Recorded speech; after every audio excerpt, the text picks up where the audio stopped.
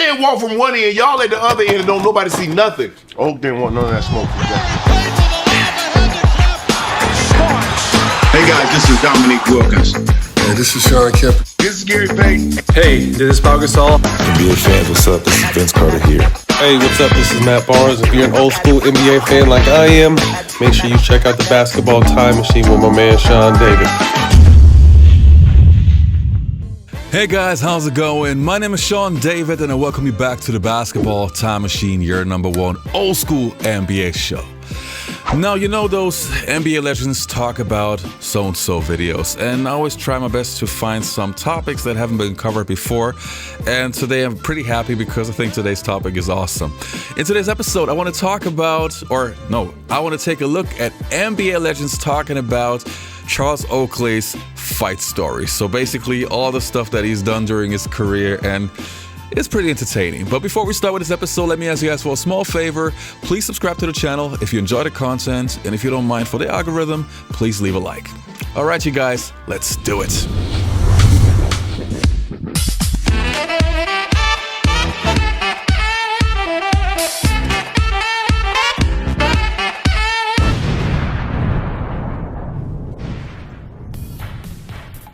Now, the first story that I want to take a look at is from Mark Jackson, who obviously was a teammate at the New York Knicks in the 1980s. Yes, that was it. And yeah, his story is hilarious. Let's take a look. He was on a plane once, right? Everybody throwing grapes at Sidney Green. He's sitting in front of us. Sidney turns around and says, "Hit me with one more grape. I'm coming back there and knocking somebody out." We say at the count of 3, we're going to throw another grape. So everybody got a grape in their hand. 1, 2, 3. Hits him in the head with about 9 grapes. Sidney Green has the opportunity to come back there and go after me at 6'4", Rod Strickland at 6'4", anybody else. Being from New York, he decides to go after the biggest, baddest dude. Never got to Charles Oakley. Before he got to him, a right hand hit him. We admitted we on a plane. On the team plane? On the team plane. Oh, no, that's crazy. The next day, Coach Pitino said he's going to bring everybody in and he's going to find out who threw the grapes, and then there's going to be issues. I'm his guy. So all of these guys thinking, oh, Jack's going to rat. So I get in the morning. I'm the first one he wants to see. He got me in office. He's like, "Who threw the grapes? I need to know." I'm like, "Coach, it's too much pressure. It's hot in the streets, man. I can't help you." So Oak told him before the game, like, "We're not doing none of that. We're gonna look professional." So Gerald did it. You know, Gerald, our franchise player. Yeah. He yanked it off Gerald's neck, Jake's house, and throw it at him like, "We ain't doing that. I told you we ain't doing that." So, you know, Gerald, they gamble together all the time. So Gerald like, "Nah, put it back on. I'm gonna see you after the game, and I told you not to do it. All right, remember that." 1, 2, 3, Bobcats. Coaches walk out. All you see is Oak make a U-turn. Come right back in front of Gerald Wallace. Now, didn't I say I was gonna slap you? Stood right in front of, and Gerald didn't get up. He's standing. I had to go. I stood in front. I said, "Oh, you are a coach now. You can't Please don't slap Gerald Wallace. Please don't do it, bro." Because I know you know Gerald gonna get up and fight, but you a coach now. You can't just. He's just looking at me. I'm like, "Oh, I ain't never begged nobody like I begged him not to slap Gerald Wallace." I played for the Atlanta Hawks my rookie year. My trainer, dude I worked out with, was Tyrone Hill. Hey, I don't know why they had me training with Tyrone Hill. That's how much the Hawks cared about me my rookie year. G-League team. So we coming in, one of the dude named Dwayne Farrell. He like, "Hey, T, come here." He like, "Watch this shit. T Hill owe Oak some money." So we walking in. I'm a rookie, so I had to go first. Like I had to go early. So we walking in there. They usually had a curtain closed. The home team working out, shooting. They pulled a curtain. That nigga Oak stay on the court. Dwayne Farrell like tapping me like, look. You know, be like, "Come on, T Hill." He like, "No, that nigga owe me money. He owe me money. Like, Oak, come get that money." So he'll walk on the court. That nigga Oak just start throwing balls at that nigga like off the rack. "Boom, Flower, give me my motherfucking money, bitch." Like, I'm like, damn, it's a grown ass man. I was crying, bro. Oakley tells a story about at the Clippers. I believe you were at the Clippers, and he came into your shoot around and punched Jeff McInnis. He fucked him up. Is that true? Yeah, he did that. Y'all ain't do nothing? Let me tell you something. Man, you know what they said with Debo? They said with right the corner with Debo when they were rolling dice and Debo jumped on him and they ain't help him. Y'all was supposed to have to help him. Like, I was with the shits. I was talking shit, and Charles Oakley with his big ass chest, he was like, "Hello, I told that motherfucker I had punishment waiting for him." He said, "I told him I had punishment waiting for him." I'm like, doing the purpose. Punishment? I'm gonna chill out on that. That scene we just did to my man, I'm gonna chill out. He's a big dude. He's a big dude. He's okay. Then fast forward. All-Star games in DC, if I'm not mistaken. Yeah. You guys at the hotel. Yeah. I heard about this one. He's lying. He lied? That never happened. That didn't happen. No. Because he said that he walked in the elevator. Yeah. And I was on there with my boys. Yeah. And they walked off. Y'all got off. I mean, it's in his book. Now, it's in his book, but I'm gonna take that as you ain't want no confrontation. You like, you know what? Hey. But that ain't happened though. Okay, I believe. Hey, that ain't happened. I believe you. That ain't happened because I'm gonna keep it. I probably would have had to have them to stop them from whipping Oak's ass if they feel like somebody's threatening me. Right. Lamar Odom.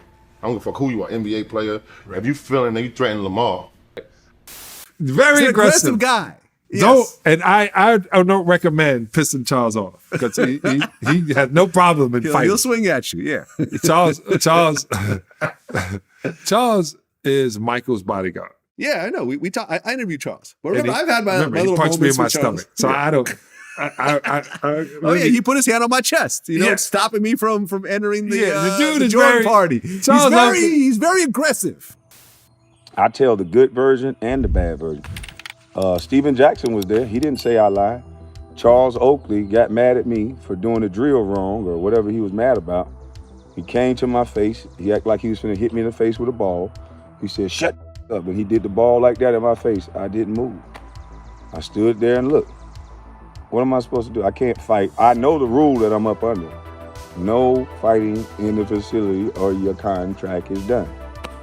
So I just stood there. And I'm on a 1-year deal at the time. So you think I'm finna fight in a facility? I could see Oak at the club, and if he wanted to fight, we could fight. Matter of fact, we went out to the club after that. Matter of fact, almost every time we got in an argument, we was at the club somewhere having a drink. I mean, I just think there's, guys feel really, really comfortable because they know in between the lines that this guy, used to be this guy, he might hit me in my mouth. He might. It's always a little bit. I was like, no, it's so rare that you have any of that type of stuff. But I don't know if it's for. I just like for him to be more competitive. Give me somebody that you thought that ran through your head about. You're the guy that it ran through most people's head, but somebody that it ran through your head. No, this guy might hit me in the mouth. No, I already was thinking I was going to hit him back in his mouth if he did, so I didn't spend too much time thinking about that. Never. But no, I mean, I think guys that we used to bark at a lot was like Oak. I used to bark at Oak for fouling and like, all right, fouling again, it's going to be a problem. And my guys were standing. But you're like one of the very few guys that was not scared of him, right? Like you were okay if he wants to fight, we can fight. I was on the team with Oak, and I was like, man, I just hope, we were always really, really good. We're great now, but at that time, it was the first time being on the team, and I was like, we was in the weight room, and I was like, all right, man, I'll go over here, I'm gonna grab these 90s and let him know, just in case that if he got something in his mind that this is dumbbell bench press, I ain't playing with it, so.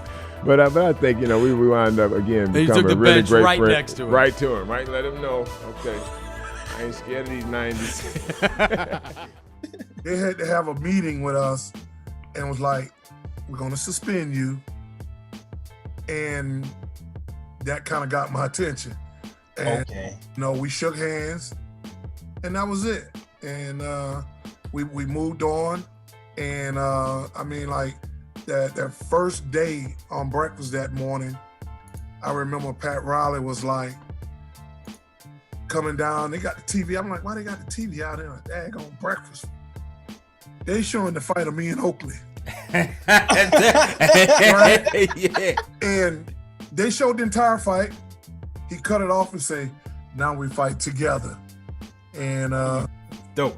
That's dope. And that was my introduction to New York. To me, the amazing thing is that Charles Oakley was not only feared around the league, but he was actually feared by his own teammates. And it's also so funny that when you see some interviews, he always says that he is not an aggressive guy. He never wants to fight. And when you hear all those stories over the years, of course he likes to fight. It's just him, but entertaining for me.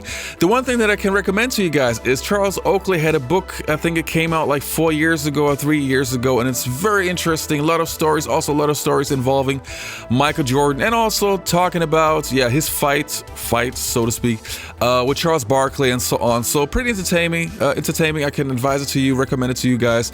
And other than that, let me know in the comments below, what do you think about Charles Oakley's fight stories in this video? And hopefully you'll see you next time on the Basketball Time Machine.